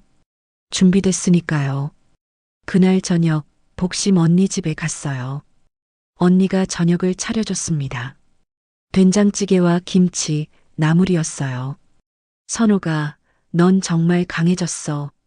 복심 언니가 밥을 떠주며 말했어요. 예전 같으면 벌써 무너졌을 텐데. 전 고개를 끄덕였습니다. 언니 덕분이에요. 다들 덕분이고요. 복심 언니의 눈가가 촉촉해졌어요. 우리가 뭐, 당연한 거지. 식사를 마치고 집으로 돌아왔습니다. 창밖으로 자갈치 시장이 보였어요. 불빛이 반짝이고 있었습니다. 휴대폰이 울렸어요. 재훈이었습니다. 전 전화를 받지 않았어요. 대신 메시지를 확인했습니다. 엄마, 나리가 미안하대요. 병원에서 말 잘못했대요. 저는 메시지를 지웠습니다. 말이 아니라 행동이 중요했으니까요. 노트를 펼쳤어요. 오늘 날짜를 적고 새로운 증거를 추가했습니다. 건물 평가 방문 사실. 증거는 점점 쌓여가고 있었어요. 이제 조금만 더 기다리면 됐습니다. 유언장 위조를 발견한 지 일주일이 지났습니다. 그날 오전 말순 씨가 급히 전화를 걸어왔어요. 회장님, 큰일 났어요. 저는 서둘러 상가 건물로 달려갔습니다. 복심 언니와 대풍이도 함께였어요. 말순 씨가 우편물을 보여줬습니다. 공문이었어요. 관리인 변경 통보라고 적혀 있었습니다. 이게 뭐예요? 저는 공문을 읽었어요. 발신자는 건물관리사무소.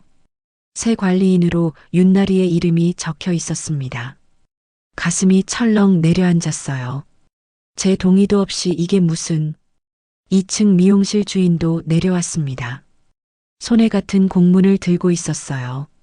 말순 씨, 이거 진짜예요? 관리인이 바뀐 거예요? 말순 씨가 고개를 저었어요. 회장님도 모르신대요. 저는 즉시 관리사무소에 전화를 걸었습니다. 직원이 전화를 받았어요. 윤나리 씨로부터 위임장을 받았습니다. 건물주 변경 사항이라고요. 무슨 소리예요? 전 그런 위임장 준 적 없어요. 제 목소리가 높아졌습니다. 직원이 당황하며 말했어요. 하지만 여기 서류가 다 있는데요. 인감도장도 찍혀 있고 또 위조였어요. 나리는 제 인감으로 또 다른 서류를 만든 겁니다. 당장 취소해 주세요. 그건 법적 절차를 거쳐야 해서요. 전 전화를 끊었어요. 손이 떨렸습니다. 복심 언니가 제 어깨를 잡았어요. 선호가 진정해. 그때 건물 앞에 차 한 대가 섰습니다. 나리가 내렸어요. 하이힐을 신고 명품 가방을 든 채였습니다. 나리는 세입자들을 보며 환하게 웃었어요. 안녕하세요. 이제부터 제가 이 건물을 관리하게 됐어요. 말순 씨가 앞으로 나섰습니다. 무슨 소리예요? 회장님이 살아계신데. 나리가 여유롭게 웃었어요. 어머님이 저한테 관리를 맡기셨어요. 연세도 많으시고 힘드시잖아요. 저는 나리 앞으로 다가갔습니다. 나리 씨, 난 그런 적 없어요. 나리가 저를 봤어요. 눈빛이 차가웠습니다. 어머님, 깜빡하신 거예요. 요즘 자꾸 그러시잖아요. 복심 언니가 소리쳤어요. 이 사람이 지금 뭐라고 했어? 나리는 복심 언니를 무시하고 세입자들에게 말했습니다. 앞으로 월세는 제 계좌로 보내주세요. 그리고요. 나리가 잠시 멈췄어요. 세입자들을 하나하나 쳐다보며 말했습니다. 다음 달부터 월세가 10만 원씩 올라요. 건물 유지비가 많이 들어서요. 싫으면 나가셔도 돼요. 세입자들이 술렁이기 시작했어요. 뭐라고요? 갑자기 왜 올려요? 말순 씨가 분노하며 소리쳤습니다. 회장님하고 계약한 거예요. 당신이 왜 마음대로 올려? 나리가 비웃듯 말했어요. 이제 제가 주인이에요. 싫으면 계약 해지하세요. 대풍이가 앞으로 나섰어요. 이 여자가 지금 무슨 짓을... 저는 대풍이를 말렸습니다. 나리와 마주 섰어요. 제 목소리가 차갑게 식어 있었습니다. 나리 씨, 그 위임장은 위조예요. 난 그런 거 준 적 없어요. 나리가 가방에서 서류를 꺼냈어요. 여기 있잖아요. 어머님 도장도 찍혀 있고요. 서류를 보니 정말 제 인감이 찍혀 있었어요. 하지만 제가 찍은 게 아니었습니다. 이건 위조예요. 나리가 웃었어요. 어머님, 증거 있으세요? 주변 사람들이 웅성거렸습니다. 나리는 여유롭게 돌아섰어요. 다음 달 5일까지 월세 입금해 주세요. 제 계좌번호는 문자로 보낼게요. 나리가 차에 타고 떠났습니다. 배기가스만 남겼어요. 세입자들이 저를 봤습니다. 불안한 표정이었어요. 말순 씨가 물었어요. 회장님, 어떻게 할 거예요? 저는 세입자들을 봤습니다. 걱정 마세요. 제가 해결할게요. 월세는 기존 제 계좌로 보내세요. 하지만 세입자들의 얼굴엔 여전히 불안이 가득했어요. 복심 언니와 대풍이가 저를 사무실로 데려갔습니다. 만두 아저씨도 합류했어요. 선옥 씨, 이제 더는 못 참아요. 경찰에 신고해야 해요. 대풍이가 주먹을 쥐며 말했어요. 만두 아저씨도 고개를 끄덕였습니다.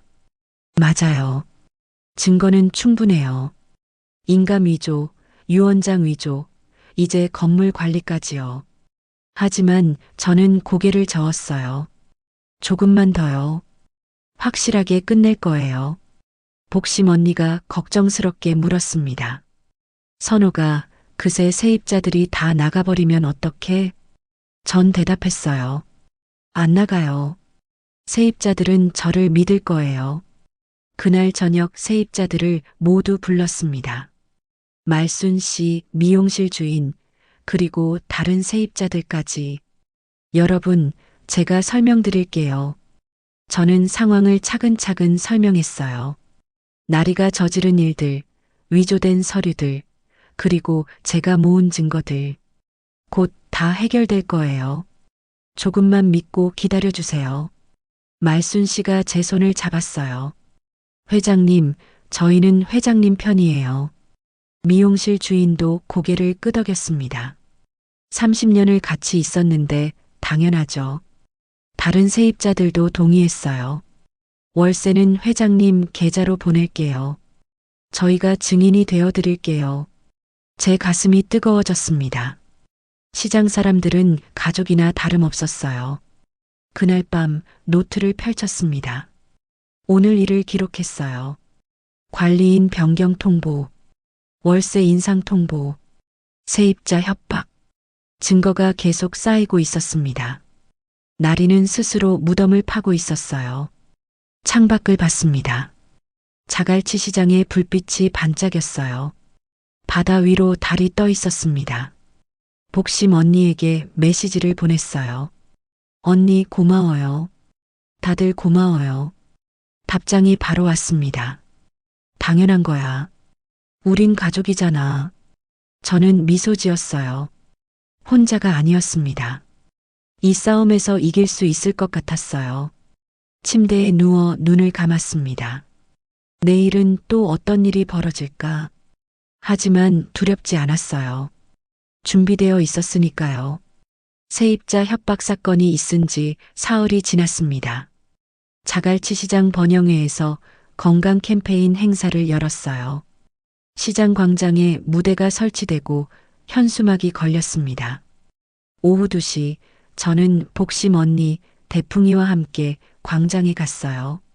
시장 상인들과 주민 200여 명이 모여 있었습니다. 무대 위에서 사회자가 행사를 시작했어요. 그런데 사회자가 바로 나리였습니다. 제 가슴이 철렁했어요. 저 여자가 왜 저기 있어? 복심 언니가 중얼거렸습니다. 행사 후원자래. 돈을 냈나 봐. 나리는 환하게 웃으며 마이크를 잡았어요. 안녕하세요, 여러분. 오늘 노인 건강의 중요성을 알리는 뜻깊은 행사입니다. 사람들이 박수를 쳤습니다. 나리는 여유롭게 무대를 거닐었어요. 특히 치매 예방이 정말 중요하죠. 요즘 노인분들 많이 힘들어 하시잖아요. 그 말에 사람들이 고개를 끄덕였어요. 저는 불안한 느낌이 들었습니다. 나리가 무대 아래를 둘러봤어요. 그러다 저와 눈이 마주쳤습니다. 나리의 입가에 미소가 번졌어요. 마침 좋은 분이 계시네요. 나리가 저를 가리켰습니다. 저기 계신 어머님, 무대로 올라오시겠어요? 사람들의 시선이 저에게 쏠렸어요. 주변에서 박수 소리가 들렸습니다. 복심 언니가 제 팔을 잡았어요. 선호가 올라가지 마. 하지만 사람들이 저를 떠밀었습니다. 올라가세요. 박수. 전 어쩔 수 없이 무대로 향했어요. 계단을 올라 무대 위에 섰습니다. 나리가 제 손을 잡았어요. 차가운 손이었습니다. 여러분, 이분이 바로 치매를 극복하고 계신 어르신이세요. 제 얼굴이 화끈거렸어요. 사람들이 웅성거렸습니다. 치매요? 저분이? 나리는 계속 말했어요. 과장된 표정으로 저를 소개했습니다. 여기 계신 분께서 정말 용기 있게 치료받고 계세요. 다들 박수 부탁드려요. 사람들이 박수를 쳤어요. 하지만 그 박수가 동정처럼 느껴졌습니다. 저는 마이크를 받지 않았어요. 나리가 제게 질문을 던졌습니다. 어머님, 치매 증상은 어떻게 극복하고 계세요? 관객들이 웃었어요. 나리는 제 손을 꼭 잡으며 미소 지었습니다. 그때였습니다. 복심 언니가 무대로 뛰어 올라왔어요. 잠깐만요. 복심 언니가 나리에게서 마이크를 빼앗았습니다. 나리가 당황한 표정을 지었어요. 관객들이 술렁이기 시작했습니다. 복심 언니가 큰 소리로 말했어요. 여러분, 이분은 치매 환자가 아니에요. 사람들이 웅성거렸습니다. 이분은 자갈치 시장에서 30년간 성실하게 살아온 상가 건물주십니다. 복심 언니의 목소리가 광장에 울려 퍼졌어요. 시장 사람들을 가족처럼 아끼고 세입자들에게 친절하신 분이에요. 대풍이가 관객석에서 벌떡 일어났습니다. 맞아요. 선옥 씨는 우리 시장의 은인이에요. 말순 씨도 일어섰어요. 전 20년 동안 회장님 건물에서 장사했어요. 한 번도 월세 올린 적 없으세요. 미용실 주인도 소리쳤습니다.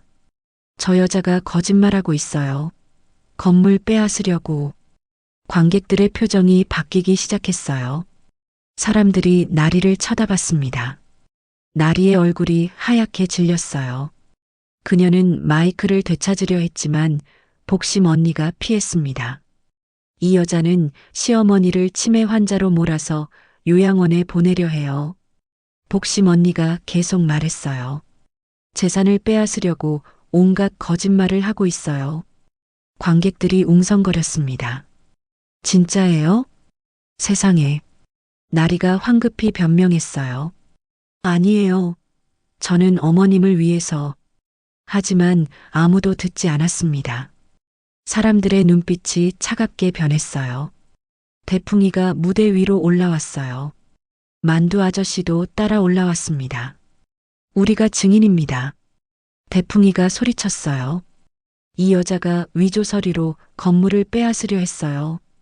관객들이 야유를 보내기 시작했습니다. 나리는 무대에서 내려가려 했어요. 재훈이가 관객석에서 달려왔습니다. 그는 나리를 데리고 무대를 빠져나갔어요. 저는 무대 위에 홀로 남았습니다. 사람들이 저를 봤어요. 그리고 박수를 치기 시작했습니다. 진짜 박수였어요.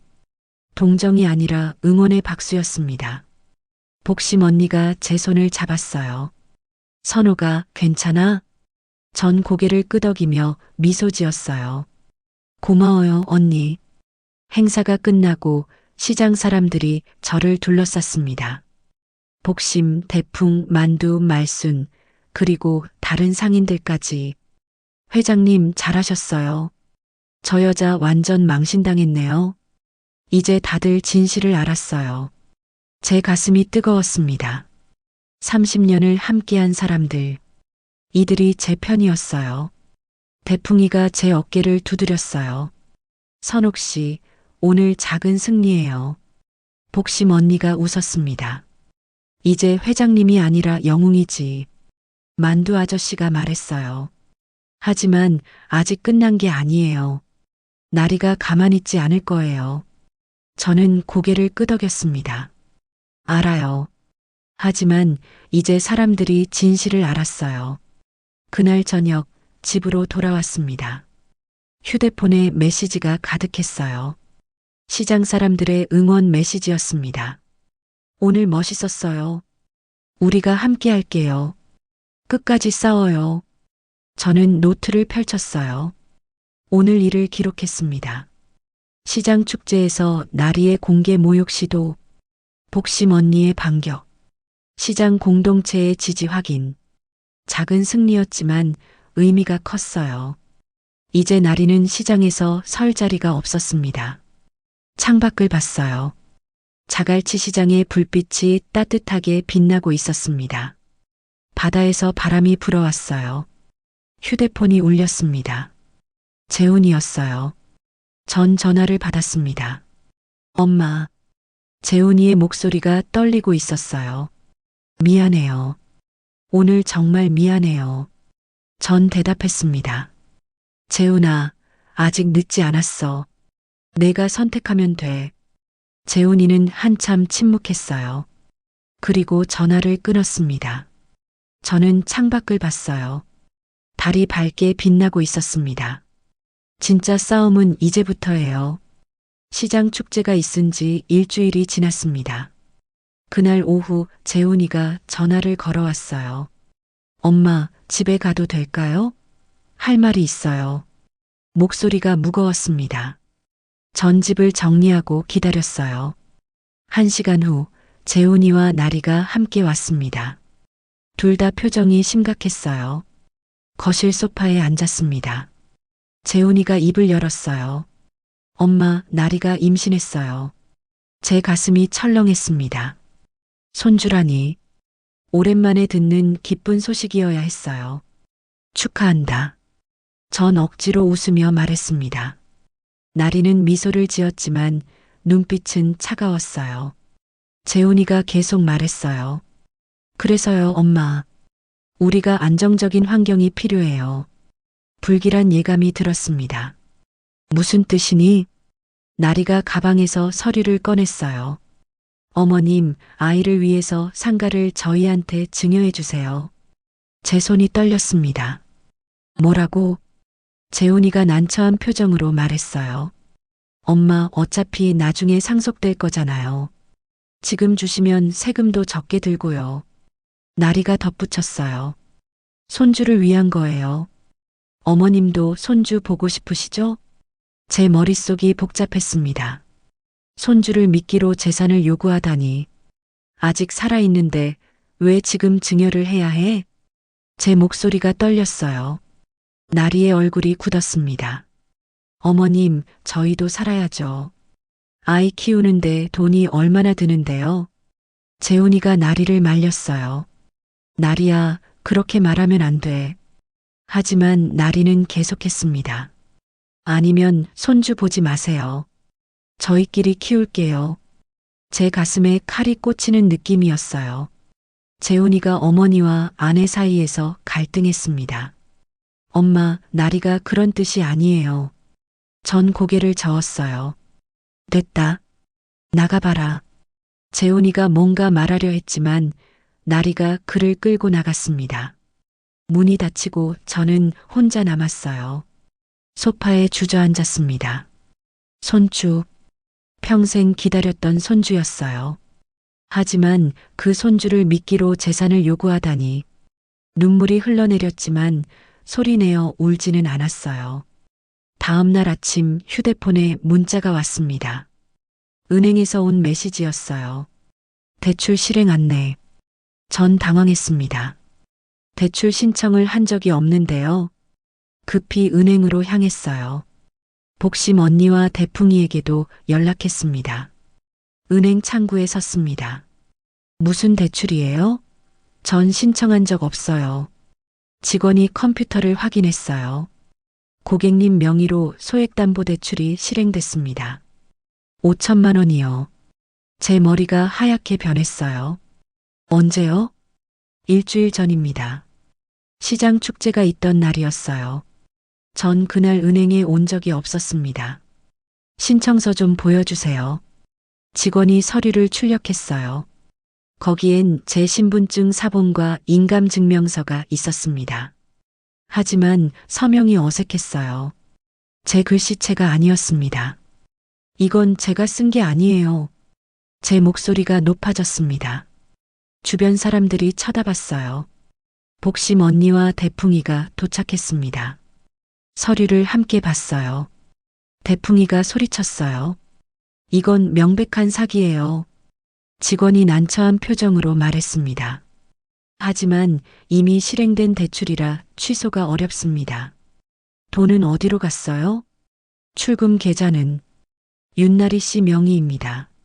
제 눈앞이 캄캄해졌어요.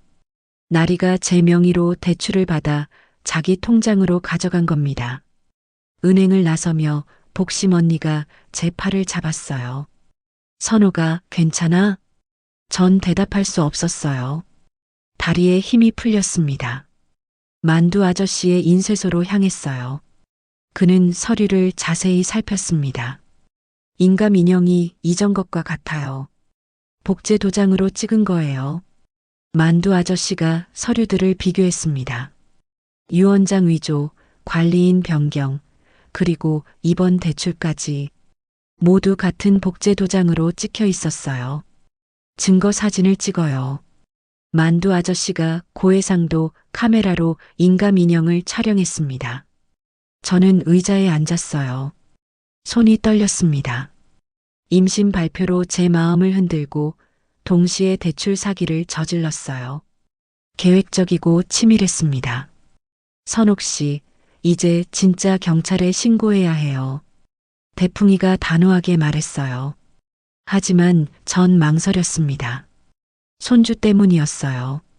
나리를 신고하면 재훈이는 어떻게 될까? 태어날 아이는요? 조금만 더요. 복심 언니가 소리쳤어요. 선호가, 이러다 내가 다 잃어. 전 고개를 들었어요. 알아요. 하지만 확실하게 끝내고 싶어요. 집으로 돌아왔습니다. 거실에 앉아 창밖을 봤어요. 자갈치 시장이 보였지만 오늘따라 멀게만 느껴졌습니다. 노트를 펼쳤어요. 오늘 일을 기록했습니다. 임신 발표, 상가 증여 요구, 5천만 원 대출 사기, 손주를 믿기로 한 마지막 함정이었어요. 휴대폰이 울렸습니다. 재훈이었어요. 전 전화를 받지 않았습니다. 메시지가 왔어요. 엄마, 나리가 왜 그랬는지 모르겠어요. 제가 잘 설득할게요. 저는 메시지를 지웠습니다. 설득이 아니라 선택이 필요했으니까요. 밤이 깊어갔습니다. 잠을 이룰 수 없었어요. 손주, 만날 수 있을까? 아니면 영영 볼 수 없을까? 눈물이 흘러내렸습니다. 이번엔 소리내어 울었어요. 하지만 울고 나니 정신이 돌아왔습니다. 전 노트를 다시 펼쳤어요. 모든 증거를 정리했습니다. 시간순으로 깔끔하게. 이제 마지막 준비만 남았어요. 결혼식. 그곳에서 모든 걸 끝낼 겁니다. 창밖으로 동이 트고 있었습니다. 새벽 5시였어요. 시장이 깨어나기 시작했습니다. 저도 일어났어요. 더 이상 울지 않을 겁니다. 이제 끝을 봐야 했으니까요. 대출 사기를 발견한 다음 날이었습니다. 복심 언니가 지역 신문 기자를 데려왔어요. 선호가, 이분이 김 기자님이야. 우리 얘기 들어보신대. 김 기자는 40대 중반 남자였습니다. 노트북을 펼치고 앉았어요. 자세한 이야기 들려주세요. 저는 처음부터 끝까지 설명했습니다. 상견례, SNS 조롱, 마트 모욕, 유튜브 폭로, 위조 서류들, 그리고 대출 사기까지. 김 기자가 노트를 정리하며 물었어요. 증거는 있으신가요? 만두 아저씨가 파일을 건넸습니다. 모든 증거 사진이 정리되어 있었어요. 김 기자가 자료를 확인했습니다. 이거 대단한데요? 명백한 범죄예요. 이틀 후 기사가 보도됐습니다. 부산 자갈치 노인학대 의혹, 며느리의 체계적 사기 정황. 기사는 온라인에서 빠르게 퍼졌어요. 댓글이 폭주했습니다. 이게 진짜예요? 며느리가 악마네요. 시어머니 불쌍하다. 하지만 나리도 가만히 있지 않았어요. 그날 오후 나리가 기자회견을 열었습니다. 저는 복심 언니 대풍이와 함께 인터넷 생중계를 봤어요. 나리는 임신부 옷을 입고 나타났습니다. 배가 불러 보였어요. 눈가가 붉게 부어 있었습니다. 안녕하세요. 윤나리입니다. 나리의 목소리가 떨렸어요. 최근 저에 대한 악의적인 기사가 나왔습니다. 하지만 전부 거짓이에요. 나리는 울먹이며 말했습니다. 시어머니께서 치매 초기 증상이 있으세요. 저는 그저 가족을 위해 최선을 다했을 뿐이에요. 기자들이 질문을 던졌어요. 위조 서류는 어떻게 설명하시겠습니까? 나리가 고개를 저었습니다. 위조가 아니에요. 어머님이 직접 서명하신 겁니다. 나중에 기억 못 하시는 거예요. 대출 사기 의혹은요? 나리의 표정이 굳었어요. 그것도 어머님께서 동의하신 거예요. 제가 왜 그런 짓을 해요? 목소리가 높아졌습니다. 복심 언니가 화면을 보며 중얼거렸어요. 저 여자 연기 좀 하네. 대풍이가 고개를 저었습니다. 사람들이 저걸 믿을까요? 댓글창을 봤습니다. 의견이 갈렸어요.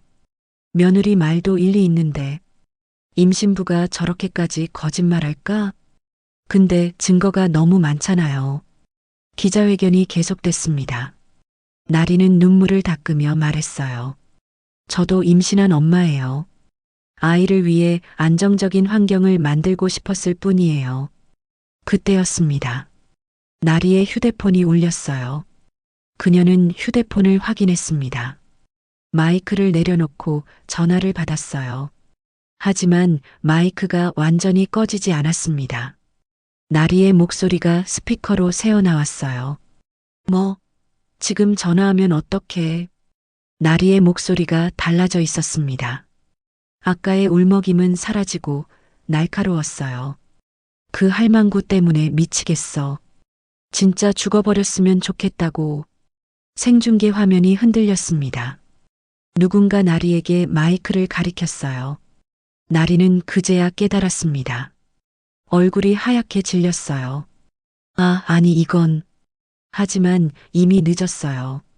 생중계였으니까요. 댓글창이 순식간에 뒤집혔습니다. 방금 뭐라고 했어요? 할망구 죽어버렸으면? 와, 진짜 본색이네요. 저게 임신부 맞아요? 나리는 황급히 기자회견장을 빠져나갔어요. 재훈이가 그녀를 뒤따라 나갔습니다. 저는 화면을 멍하니 봤습니다. 복심 언니가 소리쳤어요. 선호가, 봤어? 저 여자 자멸했어. 대풍이가 휴대폰을 들었습니다. 벌써 영상이 캡처돼서 퍼지고 있어요. 만두 아저씨가 전화를 걸어왔어요. 선옥 씨, 뉴스 봤어요? 날이 완전히 망했어요. 온라인은 난리가 났습니다. 영상이 재생산되며 퍼져나갔어요. 임신부 며느리 생방송 중 시어머니에게 욕설. 가짜 눈물 뒤 진짜 본성. 노인학대 의혹, 결정적 증거 포착. 댓글이 수만 개 달렸습니다. 이건 명백한 학대예요. 경찰이 수사해야 해요. 시어머니가 불쌍하다. 저런 사람이 엄마가 된다고?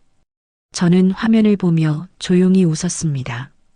거짓말은 결국 들키는 법이에요. 그날 밤 경찰서에서 전화가 왔습니다. 이선옥 씨 신고 접수됐습니다. 내일 진술하러 오실 수 있으세요? 전 대답했어요. 네, 가겠습니다. 복심 언니가 제 손을 잡았어요. 선호가, 이제 진짜 시작이야. 대풍이가 고개를 끄덕였습니다. 법이 움직이기 시작했어요. 다음 날 아침 부산 남부경찰서로 갔습니다. 복심 언니 대풍이 만두 아저씨가 동행했어요. 형사과에서 진술을 받았습니다. 저는 모든 증거를 제출했어요. 요양원 계약서, 위조 유언장, 대출 서류, 관리인 변경 문서, 만두 아저씨가 분석한 인감 위조 자료, 유튜브 영상, SNS 게시물 캡처, 그리고 어제 생중계 영상까지. 형사가 자료를 검토했습니다. 증거가 충분합니다. 사문서 위조, 사기, 명예훼손 혐의로 수사하겠습니다. 얼마나 걸릴까요? 형사가 대답했어요. 빠르면 2주일 안에 영장이 나올 겁니다. 경찰서를 나서며 대풍이가 말했어요. 선옥 씨, 이제 거의 다 왔어요. 하지만 전 알고 있었어요. 아직 마지막이 남았다는 걸. 결혼식이었습니다. 3주 후로 예정되어 있었어요. 그날 모든 걸 끝낼 겁니다. 공개적으로 확실하게. 집으로 돌아와 노트를 펼쳤어요. 마지막 계획을 세웠습니다. 결혼식장에 증거를 공개할 거예요. 모든 하객이 보는 앞에서요. 창밖으로 부산의 야경이 보였습니다. 자갈치 시장의 불빛이 반짝였어요. 휴대폰에 재훈이 메시지가 왔습니다. 엄마, 나리가 잘못했어요. 용서해 주세요. 전 답장하지 않았어요. 용서는 진실 이후에 오는 거니까요. 복심 언니가 전화를 걸어왔습니다. 선호가, 잘 자. 내일 또 보자. 언니 고마워요. 정말. 전 침대에 누웠습니다. 오랜만에 편히 잠들 수 있을 것 같았어요. 진실의 불씨가 타오르고 있었습니다. 이제 곧 모든 게 불타오를 거예요. 3주가 흘렀습니다. 결혼식 날이 왔어요. 부산항이 내려다 보이는 웨딩홀이었습니다. 오후 2시 저는 낡은 한복을 입고 홀에 도착했어요. 하객들이 하나둘 들어오고 있었습니다. 150명이 넘었어요. 복심 언니, 대풍이, 만두 아저씨, 말순 씨도 왔습니다. 시장 사람들이 제 곁을 지켜주었어요. 선호가 준비됐어? 복심 언니가 물었습니다. 전 고개를 끄덕였어요. 네. 오늘 끝낼 거예요. 만두 아저씨가 USB를 건넸습니다. 여기 모든 증거가 들어있어요. 홀 담당자한테 줬어요. 저는 객석 맨 뒤 구석에 앉았습니다. 일부러 눈에 띄지 않는 곳이었어요. 식이 시작됐습니다. 나리가 웨딩드레스를 입고 입장했어요. 21개 다이아몬드 티아라를 쓰고 있었습니다. 재훈이가 턱시도를 입고 무대에 서 있었어요. 두 사람이 손을 잡았습니다. 주례사가 진행됐어요. 오늘 이 두 사람이 부부가 됩니다. 성혼 선언이 끝났습니다. 하객들이 박수를 쳤어요. 나리가 사회자에게서 마이크를 받았습니다. 환하게 웃으며 하객들에게 인사했어요. 감사합니다, 여러분. 오늘 이 자리에 와주셔서요. 그러더니 나리가 저를 봤습니다. 제 쪽을 가리켰어요. 어머님, 이리 나오세요. 모두가 기다리고 계세요. 주변 하객들이 박수를 쳤습니다. 저는 천천히 일어났어요. 통로를 걸어 무대로 향했습니다. 사람들이 수군거리는 소리가 들렸어요. 저분이 시어머니? 옷이 좀. 무대에 올랐습니다. 나리가 제 앞으로 다가왔어요. 그녀의 손에 레드와인 잔이 들려 있었습니다. 번쩍이는 크리스털 잔이었어요. 나리가 제 귀에 대고 속삭였습니다. 어머니, 정신이 없으시죠? 이러니까 요양원 가셔야죠. 목소리는 달콤했지만 독이 섞여 있었어요. 그 순간 나리가 와인 잔을 기울였습니다. 붉은 액체가 제 얼굴 위로 쏟아졌어요. 차가운 와인이 이마를 타고 뺨을 적셨습니다. 턱 끝에서 뚝뚝 떨어졌어요. 한복깃이 순식간에 붉게 물들었습니다. 객석이 술렁였습니다. 누군가 비명을 질렀어요. 나리는 웃고 있었습니다. 그녀가 큰 소리로 말했어요. 할머니들은 요양원이나 가 계시라고요. 이제 세상은 젊은 사람들 거예요. 그 목소리가 스피커를 타고 홀 전체에 울려 퍼졌습니다. 하객들이 웅성거렸어요. 저는 천천히 눈을 떴습니다. 와인이 속눈썹을 타고 흘러내렸지만 전 냅킨으로 닦지 않았어요. 대신 무대 옆 마이크를 집어들었습니다. 손이 떨리지 않았어요. 오히려 이상할 만큼 차분했습니다. 조명이 저를 비췄습니다. 하객들이 숨을 죽였어요. 저는 마이크에 대고 조용히 말했습니다. 6개월이었습니다. 이 모든 게 시작된 게요. 그 순간 무대 뒤 대형 스크린이 켜졌습니다. 영상이 재생되기 시작했어요. 나리의 SNS 게시물이 나타났습니다. 시댁지옥 체험기 구닥다리 시집. 하객들이 화면을 봤어요. 영상이 바뀌었습니다. 마트에서의 모욕 장면이 나왔어요. 이러니까 병원에서 검사 받으라고 했잖아요. 나리의 목소리가 홀 안을 가득 채웠습니다. 화면이 또 바뀌었어요. 유튜브 영상이 나타났습니다. 편집 실수로 남은 욕설이 재생됐어요. 저 할망구 요양원에 처박아야 해.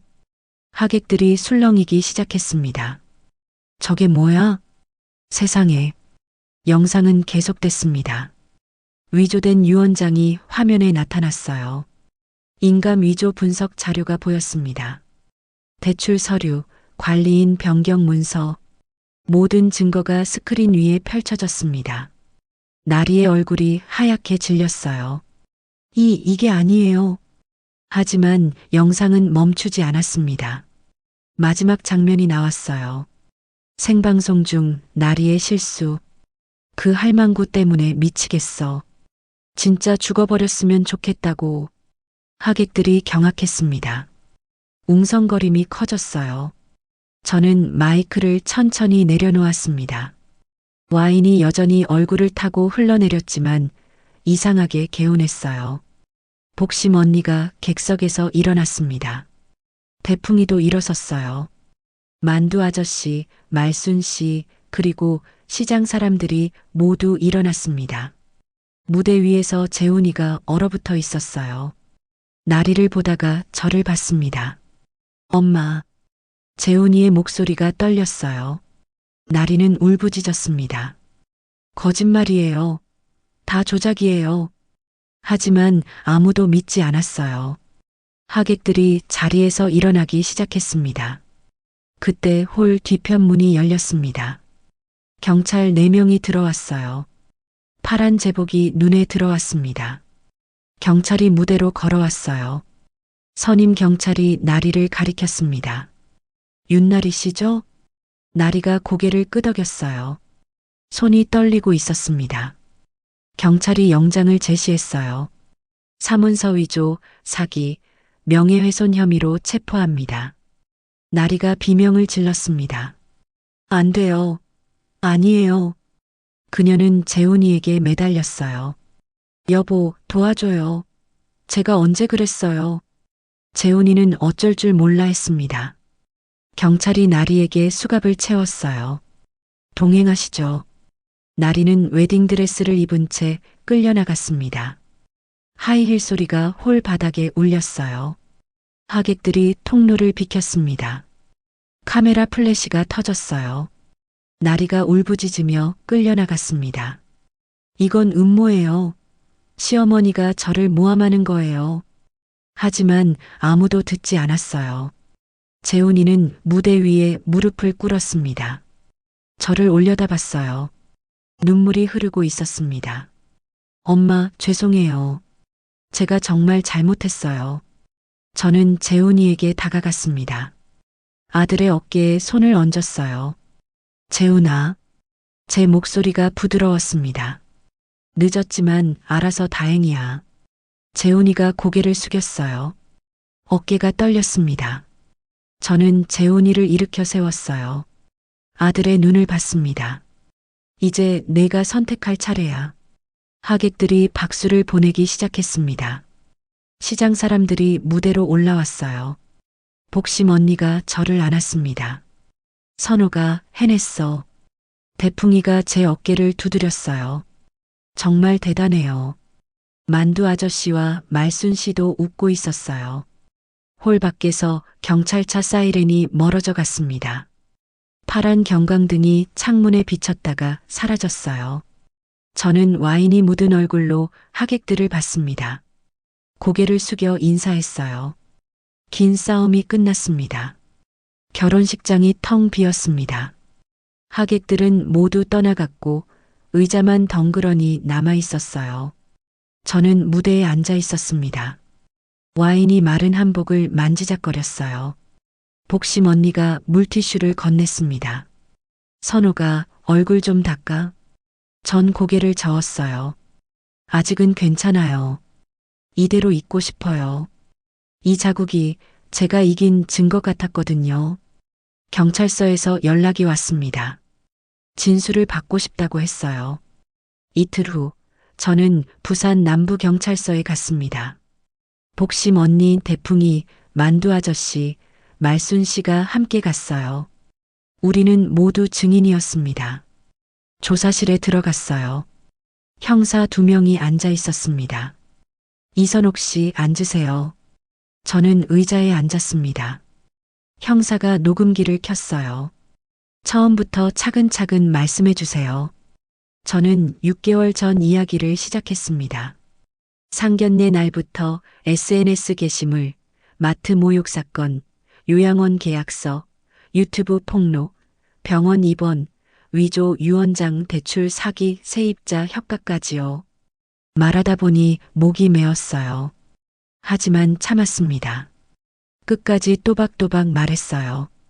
형사가 서류를 넘기며 물었습니다. 증거는 모두 확보하셨나요? 만두 아저씨가 나섰어요. 저희가 다 준비했습니다. 그는 서류 뭉치를 꺼냈습니다.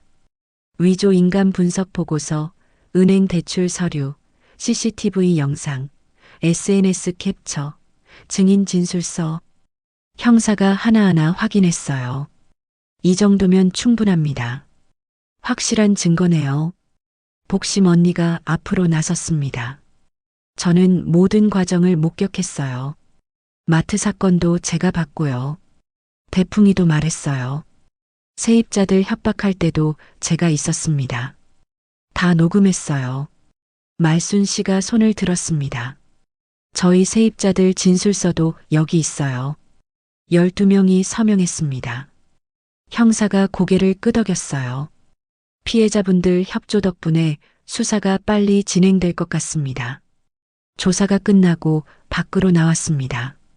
경찰서 복도에 재훈이가 서 있었어요. 눈이 마주쳤습니다. 재훈이가 다가왔어요. 엄마. 목소리가 갈라져 있었습니다. 재훈아. 저도 떨렸어요. 재훈이가 무릎을 꿇었습니다. 복도 한가운데서요. 엄마, 죄송해요. 정말 죄송해요. 눈물이 뺨을 타고 흘러내렸어요. 저는 멍청했어요. 나리만 믿었어요. 엄마를 의심했고 나리 편만 들었어요. 재훈이가 손으로 얼굴을 가렸습니다. 엄마가 요양원 계약서 보여줬을 때도 전나리 말만 믿었어요. 병원에서도 엄마 편을 안 들었어요. 제 가슴이 아팠습니다. 하지만 말없이 지켜봤어요. 엄마, 용서해 주세요. 제가 너무 잘못했어요. 복심 언니가 저를 봤어요. 눈빛으로 물었습니다. 괜찮아? 저는 천천히 재훈이에게 다가갔습니다. 아들의 어깨에 손을 얹었어요. 일어나. 재훈이가 고개를 들었습니다. 얼굴이 눈물로 범벅이었어요. 재훈아, 내가 잘못한 건 맞아. 재훈이가 고개를 숙였어요. 하지만 내가 늦게라도 깨달은 것도 맞아. 제 손이 아들의 어깨를 꼭 쥐었습니다. 용서는 시간이 필요해. 당장은 힘들어. 재훈이가 눈물을 닦았어요. 네, 엄마. 기다릴게요. 평생이라도 기다릴게요. 저는 고개를 끄덕였습니다. 일주일 후 검찰에서 기소 결정이 났습니다. 나리는 사문서 위조, 사기, 명예훼손, 무고 등 4가지 혐의로 기소됐어요. 변호사가 전화를 걸어왔습니다. 이선옥 씨, 재판 날짜가 잡혔습니다. 다음 달 15일이에요. 뉴스에도 나왔습니다. 부산 자갈치 노인학대 사건, 며느리 구속 기소. 기자들이 시장으로 찾아왔어요. 저는 인터뷰를 거절했습니다. 하지만 복심 언니가 나섰어요.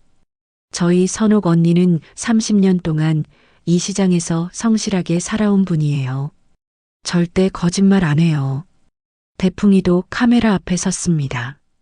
나리 씨는 처음부터 시어머니를 무시했어요. 우리가 다 봤어요. 시장 사람들이 하나둘 나섰습니다. 세입자들도 증언했어요. 여론이 완전히 바뀌었습니다. 악녀 며느리 시어머니 학대, 시어머니 재산 노린 사기극, 요양원 계약서 위조, 대출까지. 나리를 옹호하던 댓글들이 사라졌어요. 대신 응원 댓글이 쏟아졌습니다. 할머니 힘내세요.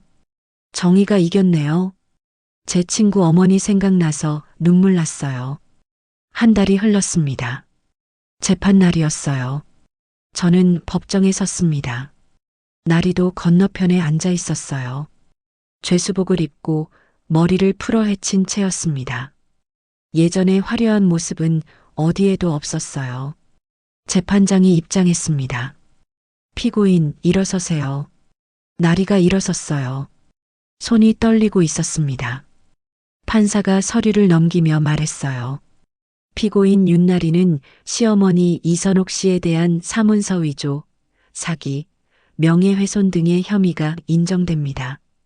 나리가 고개를 떨궜어요. 징역 3년, 집행유예 5년을 선고합니다. 방청석이 술렁였습니다. 판사가 계속 말했어요. 또한 피해자 이선옥 씨에게 5천만 원의 손해배상금을 지급할 것을 명합니다. 나리가 주저앉았습니다. 재판이 끝났어요. 저는 법정을 나섰습니다. 복심 언니가 제 손을 잡았어요. 선우가 이제 끝났어. 대풍이가 웃었습니다. 정의가 이긴 거예요. 만두 아저씨가 어깨를 두드렸어요. 할머니 파워 대단하시죠? 말순 씨가 눈물을 닦았습니다. 진짜 멋있으세요. 저는 법원 계단에 서서 하늘을 봤습니다. 구름 한 점 없는 파란 하늘이었어요. 바람이 불었습니다. 제 머리카락을 흩날렸어요. 가슴이 뜨거웠습니다. 하지만 이번엔 분노가 아니었어요. 뿌듯함이었습니다. 재판이 끝나고 일주일이 지났습니다. 저는 변호사 사무실에 앉아 있었어요. 책상 위에 서류가 놓여 있었습니다. 부동산 기부 계약서였어요. 변호사가 물었습니다. 정말 하시겠어요? 두 채 다요? 전 고개를 끄덕였어요. 네. 결정했어요. 자갈치 시장에 있는 제 상가 두 채. 30년 동안 제가 지켜온 건물들이었습니다. 분식집과 미용실이 들어있는 3층짜리 건물 하나, 슈퍼마켓과 옷가게가 있는 4층짜리 건물 하나, 부산 노년복지재단에 기부합니다. 변호사가 펜을 건넸어요. 저는 서류에 서명했습니다. 손이 떨리지 않았어요. 오히려 마음이 가벼웠습니다. 이선옥 씨, 훌륭한 결정입니다. 전 웃었어요. 돈보다 중요한 게 있더라고요. 사무실을 나와 자갈치 시장으로 향했습니다. 복심 언니 반찬 가게 앞에 섰어요. 언니가 김치를 담고 있었습니다. 저를 보자 환하게 웃었죠. 선우가, 언니가 달려와 저를 안았어요. 김치 냄새가 났습니다. 익숙하고 따뜻한 냄새였어요. 언니, 제가 상가 기부했어요. 복심 언니가 눈을 크게 떴습니다. 뭐, 그 건물들을? 네. 노인복지재단에요. 언니가 제 손을 잡았어요. 선우가 정말 대단해. 대풍이가 통닭을 들고 나타났습니다. 누가 대단하다고요? 복심 언니가 말했어요. 선옥이가 상가 두 채를 기부했대. 대풍이가 휘파람을 불었습니다. 와, 진짜 멋있는데요? 이제 회장님 아니라 의인이네요. 만두 아저씨도 왔어요. 뭔 소리예요? 제가 다시 설명했습니다. 만두 아저씨가 제 어깨를 두드렸어요. 그래요, 잘했어요. 돈은 가져갈 수 없지만 이름은 남잖아요. 말순 씨도 떡볶이를 들고 왔습니다. 언니 축하해요. 우리 포장마차에서 한잔해요. 오후 5시. 우리 5명은 시장 한쪽 포장마차에 앉았어요. 소주가 나왔습니다. 대풍이가 잔을 들었어요. 선옥 씨의 승리와 새 출발을 위해 잔이 부딪혔습니다. 딸그랑 맑은 소리가 났어요. 소주가 목구멍을 타고 넘어갔습니다. 매웠지만 시원했어요. 복심 언니가 안주를 집어 제 앞에 놓았습니다. 많이 먹어. 요즘 많이 마르긴 했어. 대풍이가 물었어요. 재훈이는 어때요? 요즘 연락해요? 저는 고개를 끄덕였습니다. 가끔 문자 보내요. 미안하다고. 만두 아저씨가 말했어요. 용서할 거예요? 전 잠시 망설였습니다. 하늘을 봤어요. 모르겠어요. 근데 밉진 않아요, 이제. 복심 언니가 제 손을 잡았어요. 그것도 시작이야. 말순 씨가 눈물을 닦았습니다. 언니 정말 대단해요. 저 같으면 평생 용서 못할 것 같아요. 전 웃었어요. 전 아직 안 했어요. 용서는 시간이 더 필요해요. 해가 지고 있었습니다. 붉은 노을이 하늘을 물들였어요. 밤이 되자 우리는 헤어졌습니다. 저는 혼자 바닷가로 걸어갔어요. 부산 바다였습니다. 파도가 밀려왔다 밀려갔다를 반복했어요.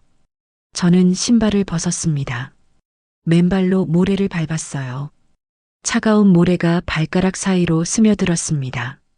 파도가 제 발을 적셨어요. 바람이 불었습니다. 머리카락이 흩날렸어요. 저는 눈을 감았습니다. 6개월 전 그날이 떠올랐어요.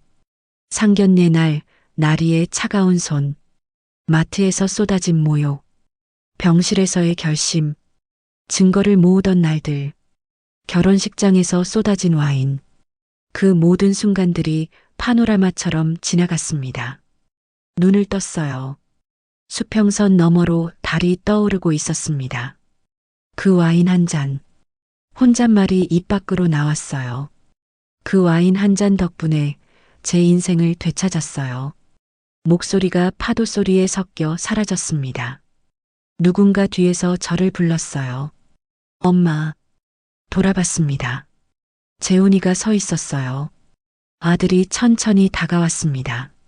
저는 그대로 서 있었어요. 엄마, 바다 보러 온 거예요? 응. 재훈이가 제 옆에 섰습니다. 둘이서 바다를 봤어요. 한참 동안 아무 말이 없었습니다. 파도 소리만 들렸어요. 재훈이가 조심스럽게 말했습니다. 엄마, 저 회사 그만뒀어요. 전 재훈이를 봤어요. 새로 시작하려고요. 처음부터요. 재훈이의 목소리가 떨렸어요. 나리한테서 배운 게 있어요. 돈이 전부가 아니라는 거요. 저는 아무 말 하지 않았습니다. 그냥 들었어요. 엄마가 30년 동안 시장에서 일하신 것처럼 저도 정직하게 살고 싶어요. 재훈이가 제 손을 잡으려 했습니다. 전 피하지 않았어요. 아들의 손이 제 손을 감쌌습니다. 따뜻했어요. 시간 주세요, 엄마. 제가 바뀔 수 있게요. 전 고개를 끄덕였습니다. 그래. 시간은 줄게. 재훈이가 눈물을 닦았어요. 우리는 나란히 서서 바다를 봤습니다. 파도가 우리 발을 적셨어요.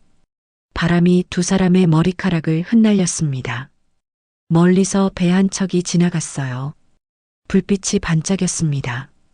저는 깊게 숨을 들이켰습니다. 바다 냄새가 코끝을 스쳤어요. 72년을 살았습니다. 남편을 잃었고 아들에게 배신당했어요. 며느리에게 모욕당했고 재산을 빼앗길 뻔했습니다. 하지만 이겼어요. 혼자가 아니었습니다. 복심 언니, 대풍이, 만두 아저씨, 말순 씨, 시장 사람들이 제 곁에 있었어요. 그리고 지금 아들이 돌아왔습니다. 용서는 아직 멀었지만요. 시작은 했어요. 바다는 여전히 출렁이고 있었습니다. 파도는 끊임없이 밀려왔다, 밀려갔다를 반복했어요. 저도 그렇게 살 겁니다. 넘어져도 다시 일어서고, 상처받아도 다시 웃고, 그게 인생이니까요. 달빛이 바다를 비췄습니다. 은빛 물결이 반짝였어요. 저는 재훈이 손을 꼭 쥐었습니다. 아들도 제 손을 꼭 쥐었어요. 새로운 시작이었습니다. 여기까지가 제 이야기였습니다. 72살 할머니의 작은 복수, 아니, 정의의 승리였죠. 여러분도 언제든 당당하게 일어서시길 바랍니다. 끝까지 들어주셔서 감사합니다.